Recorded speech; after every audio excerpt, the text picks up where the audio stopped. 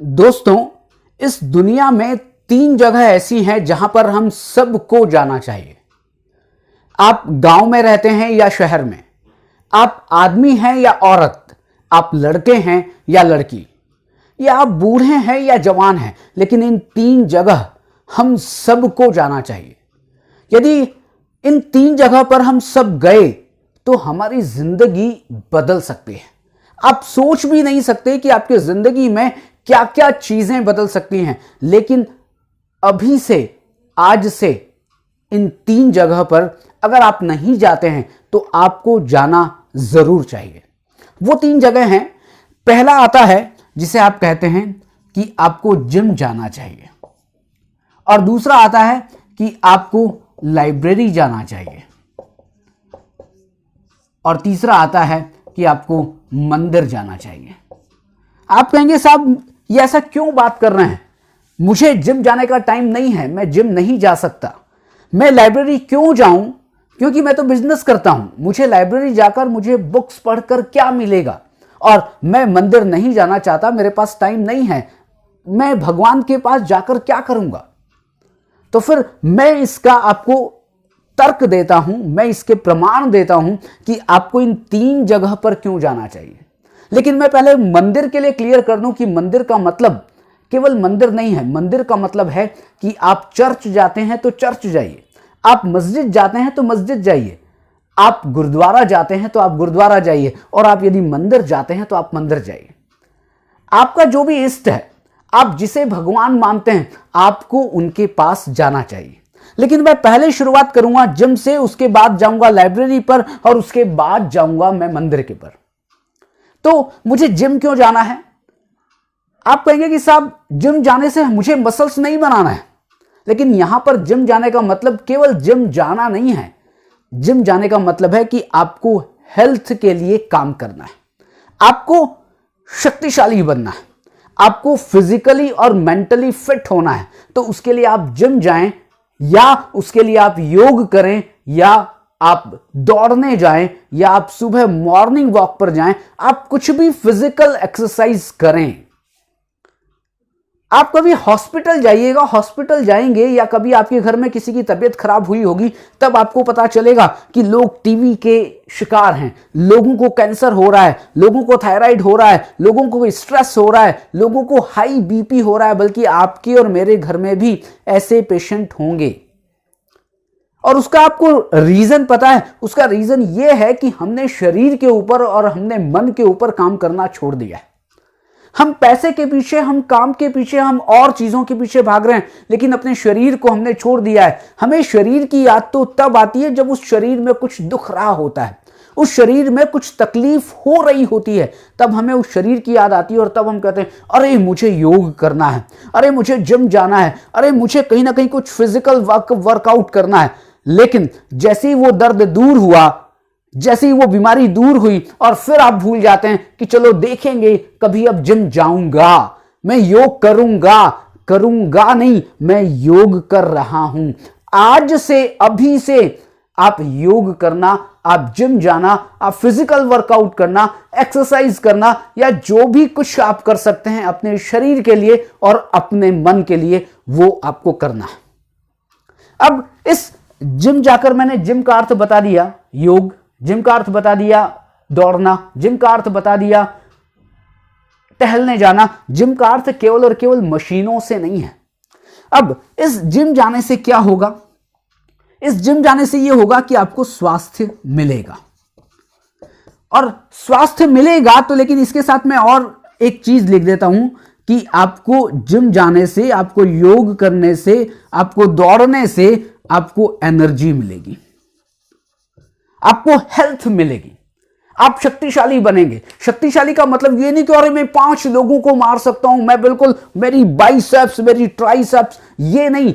मैं शक्तिशाली का मतलब यह है कि आप फिजिकली और मेंटली फिट हैं कि नहीं है। क्योंकि मैंने ऐसे बहुत सारे लोगों को देखा है जो शरीर से तो बिल्कुल फिट हैं, लेकिन मन से बिल्कुल खोखले हैं।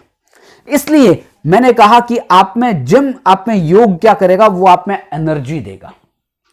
अब आप में एनर्जी आ गई, आप हेल्दी हैं, आप में बहुत ज्यादा एनर्जी है, लेकिन अब प्रश्न आता है कि आप एनर्जी को यूज कहां पर करेंगे। आप एनर्जी का सही यूज कर रहे हैं या एनर्जी का गलत यूज कर रहे हैं। आप एनर्जी का सदुपयोग कर रहे हैं या एनर्जी का दुरुपयोग कर रहे हैं। तो प्रश्न आपके सामने आता है कि साहब मेरे पास एनर्जी है, अब एनर्जी है, उस एनर्जी का सदुपयोग करने के लिए आपको कहां पर जाना पड़ेगा? आपको जाना पड़ेगा लाइब्रेरी के पास। आप लाइब्रेरी में जाइए, आप अपने घर पर लाइब्रेरी बनाइए। आप लाइब्रेरी का मतलब स्वाध्याय करना, लाइब्रेरी का मतलब कुछ अच्छी पुस्तकों को पढ़ना, लाइब्रेरी का मतलब अच्छी पुस्तकों के साथ अपने खुद का अध्ययन करना। तो यहां पर ये जो लाइब्रेरी है ये क्या करेगी? ये आपको अच्छी पुस्तकें देंगी और इससे एक चीज डेवलप होगी जिसे कहते हैं विवेक। विवेक मेरा नाम है, लेकिन मैं विवेक यहां पर बात कर रहा हूं उस विजडम की, उस इंटेलिजेंस की, कि वो इंटेलिजेंस, वो विजडम ये बताएगी कि ये आपको जो ऊर्जा है वो कहां पर लगानी है। आपको ऊर्जा व्हाट्सएप पर लगानी है, आपको ऊर्जा इंस्टाग्राम पर लगानी है, आपको ऊर्जा केवल रील्स देखने में लगानी है, आपको ऊर्जा केवल और केवल 6 घंटे टीवी के सामने क्रिकेट मैच देखने में लगानी है। आपको ऊर्जा लगानी कहां है? तो फिर ये लाइब्रेरी, ये बुक्स, अपना अध्ययन, स्वाध्याय का मतलब क्या है? अपना अध्ययन। आप जब अपना अध्ययन करेंगे तब पता चलेगा कि इस ऊर्जा को, जो मैंने जिम जाकर, जो मैंने योग कर कर, जो मैंने फिजिकल वर्कआउट करके जो मैंने ऊर्जा कमाई है, उस ऊर्जा को मैं कहां यूज करूं। तो लाइब्रेरी जाने से क्या हो गया? लाइब्रेरी जाने से आपने स्वाध्याय किया, आप में विजडम आई, आप में बुद्धि आई, मतलब कि आप में इंटेलिजेंस आई, और आप ये समझ पाए कि मुझे क्या करना है, मुझे कैसे करना है, मुझे उचित और अनुचित क्या है, सही और गलत क्या है। किससे पता चलेगा? लाइब्रेरी से, बुक से, अपने अध्ययन से। यहां पर बुक्स का मतलब केवल बुक्स के अध्ययन नहीं, आप बुक्स का अध्ययन लाइब्रेरी जाकर करें, बुक्स का अध्ययन घर पर बैठकर करें, लेकिन कुछ स्व अध्ययन, अपना खुद का भी अध्ययन करें। अब विवेक आ गया, बुद्धि आ गई, लेकिन एक चीज जो विवेक और बुद्धि आती है ना, तो एक चीज और आती है साथ में, कि इस विवेक के साथ, इस बुद्धि के साथ एक चीज फ्री में आती है जिसको कहते हैं अहंकार, जिसको कहते हैं ईगो। जो व्यक्ति बहुत ज्यादा इंटेलिजेंट होता है ना, उसको मैं सब जानता हूं, मेरे जैसा कोई भी नहीं है, मैं हर चीज जानता हूं, हर सब्जेक्ट में एक्सपर्ट हूं। बुद्धि के साथ आपको फ्री में मिल गया अहंकार। आपको विवेक के साथ, मैं उस विजडम की बात नहीं कर रहा हूं जो रितंबर और प्रज्ञा और जो योग की जो बुद्धि है, मैं उस बुद्धि की बात कर रहा हूं जो किताबों को पढ़ने के बाद आई है, गोल्ड मेडलिस्ट बनने के बाद आई है, डॉक्टरेट डिग्री करने के बाद आई है, कुछ ना कुछ और डिग्रियां हासिल करने के बाद आई है, या आपने उस एनर्जी को यूज करने के लिए आपने अपने ज्ञान को जो बढ़ाया है, उससे जो विवेक उत्पन्न हुआ है, उससे जो बुद्धि आई है। हो सकता है कि आप में उसके साथ ईगो भी आ जाए। अब ईगो आ गया तो क्या होगा? आप ये कहेंगे आई एम सुपीरियर, मेरे से बड़ा, मेरे से इंटेलिजेंट, मेरे से विद्वान, मेरे से ज्यादा ज्ञानी इस दुनिया में कोई नहीं है, जैसे कि हम बहुत सारे लोग करते हैं। लेकिन अगर ये आ गया अहंकार, विवेक के साथ अहंकार आ गया, बुद्धि के साथ अहंकार आ गया, तो फिर उसका एक तरीका और है कि अब आप कहां पर जाएं? अब आप मंदिर में जाएं, अब आप उस ईश्वर के पास जाएं। वो ईश्वर मंदिर में हो सकता है, वो ईश्वर मस्जिद में हो सकता है, वो ईश्वर गुरुद्वारा में हो सकता है, वो ईश्वर चर्च में हो सकता है। उस ईश्वर के पास जाएं, किसके लिए? शरणागति, समर्पण करने के लिए, कि साहब मैं जो भी कुछ हूं, आज जो भी मैं कुछ जानता हूं, आज मेरे में जो भी कुछ विवेक और मेरे में जो भी कुछ बुद्धि है, वो सब किसके कारण है? ईश्वर। अब ईश्वर की जरूरत क्यों है पता है आपको? अभी कोविड-19 आया था, और कोविड-19 के पहले हम सब लोग कहते थे कि वी कैन कंट्रोल एनीथिंग, हम कुछ भी चीज कंट्रोल कर सकते हैं, मनुष्य में इतनी ताकत है कि हम कोई भी चीज कंट्रोल कर सकते हैं। लेकिन अब प्रश्न आपसे करता हूं, क्या एक नहीं दिखने वाले बैक्टीरिया को कंट्रोल कर लिया आपने? आपने कोविड-19 को कंट्रोल कर लिया, जिसने पूरी दुनिया को बंद कर दिया था, और आज भी हम उससे परेशान हैं। अभी कोविड-19 गया नहीं है, केवल एक ही सत्ता है जिसने हम सबको बचाया है, उसे कहते हैं ईश्वर। वो ईश्वर मेरे अंदर भी है, वो ईश्वर आपके अंदर भी है, वो ईश्वर हर जगह है, जहां पर मंदिर में भी है, हर जगह उस ईश्वर है। उस ईश्वर के प्रति शरणागति, उस ईश्वर के प्रति समर्पण कि जो भी कुछ है तेरे कारण है। क्योंकि जब व्यक्ति टूटता है ना, जब व्यक्ति हारता है, तब उसको सबसे अधिक याद आती है उस ईश्वर की। जब व्यक्ति जीतता रहता है, जब व्यक्ति बहुत ज्यादा इंटेलिजेंट है, जब व्यक्ति में बहुत ज्यादा विजडम है, उस समय उस ईश्वर की याद नहीं आ रही है। लेकिन मैं तो कह रहा हूं कि उस समय भी हमेशा 3 जगह है, जिम में, लाइब्रेरी में और मंदिर में जाना ही चाहिए। तो मंदिर में जाने के लिए क्या है? मंदिर में जाकर उस भगवान के पास बैठिए, और वो इसलिए बैठना है कि साहब तू ही सर्वशक्तिमान है। आप माने या ना माने, लोग कहते हैं भगवान दिखता कहां है। वैसे तो फिर मैं आपसे पूछता हूं कि आपने तो बहुत सारी चीजों को देखा ही नहीं है, फिर भी तो आप विश्वास कर रहे हैं।